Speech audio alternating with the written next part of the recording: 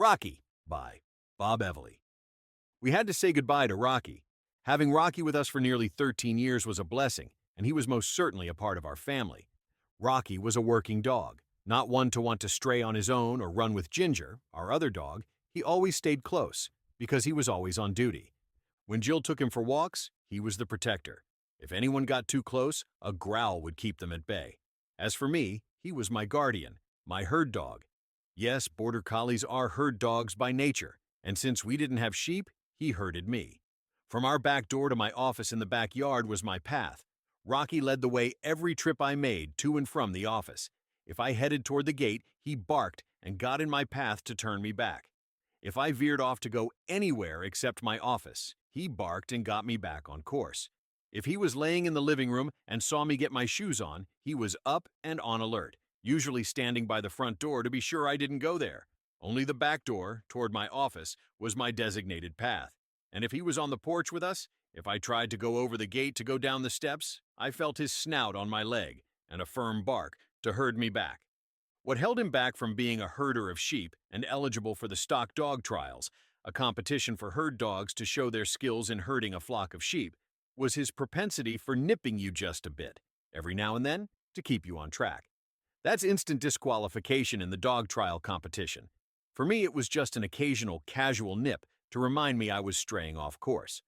When he was younger and full of energy, he would race me from my office to the house and then wait for me at the back door with a few barks, mostly to clear Ginger out of my path. If I strayed in another direction, he would race back to me, attempting to herd me in the right direction. Rocky loved working. Until he got older and not as able to get around, he loved going to our farm about 25 minutes away. He always stayed close to me. When I mowed, or cut with my chainsaw, or trimmed with my weed trimmer, or chipped away at a stump with my axe, or dragged some branches to the burn pile, he always helped. He got so close in helping that I had to pay close attention so as not to chop off his nose with my axe, or clip him with my weed trimmer. And once or twice when I was dragging branches, he actually helped by pulling in the right direction.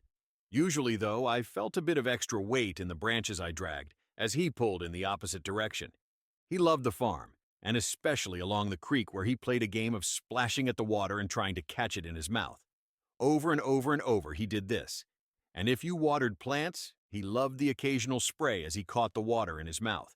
When Jill picked wild blackberries, he also picked some for himself, despite the thorny branches. He liked cold weather and never minded the snow. When I shoveled, he always tried to catch the snow when I threw it off to the side. He was so well insulated that he would sometimes lie there as the snow accumulated on him, and it wouldn't melt, but just keep accumulating. Rocky did have his idiosyncrasies.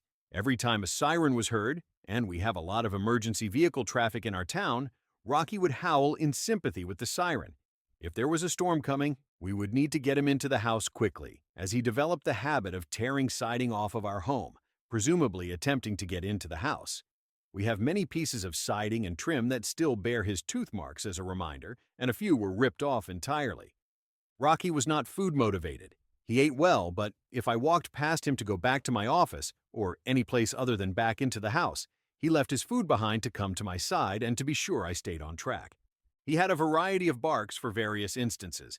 A standard bark when another dog had the audacity to walk past our home, a short yip if he wanted to come in the house, or, more often, if he thought it was time for me to return to work in my office. And at times he made noises that were very close to human speech and probably were, if only I could understand what he was saying. Every evening when Jill and I settled in to close out the evening with 1 or 2 hours of relaxing TV shows, the dogs would join us and spend time with us while chewing on some dog chews. Rocky loved this TV time. In the morning, if I was first out of bed, I would walk into the living room where Rocky would be lying on the floor.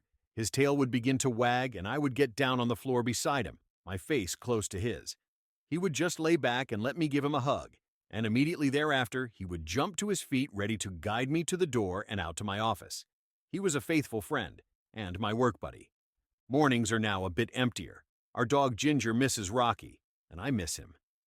As I look around the yard on the way to my office, I see all the places he would dash past me, or where he would lay attentively waiting for me to come out of the office.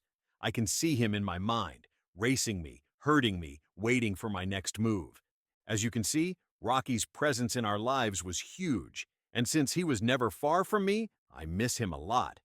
God only shared with us in the scriptures the destiny of humanity when this life has ended, providing little information on the animal kingdom. Maybe this is because animals cannot read. Or maybe it's because animals are so trusting and so fully dependent, they trust always in the good, and therefore they simply trust that their Creator will provide for them. Maybe that's good enough. I know that He is a God of love, and that He acts always with a purpose consistent with His character of love. Knowing this about Him, and knowing that He created our Rocky with a soul, a personality, and the breath of life, I know that our Rocky will live again. I think about the day when the Lord returns to reign upon the earth. We are told He will ride from heaven on a white horse, Revelation 19:11, and that His armies that follow Him will also be riding white horses, Revelation 19:14. Horses with celestial bodies galloping down from heaven.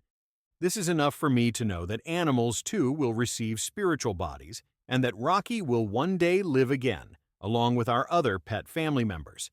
Until then, sleep well, Rocky. Thank you for loving us and for being such a big part of our lives. We look forward to the day of resurrection when you are in our midst once again.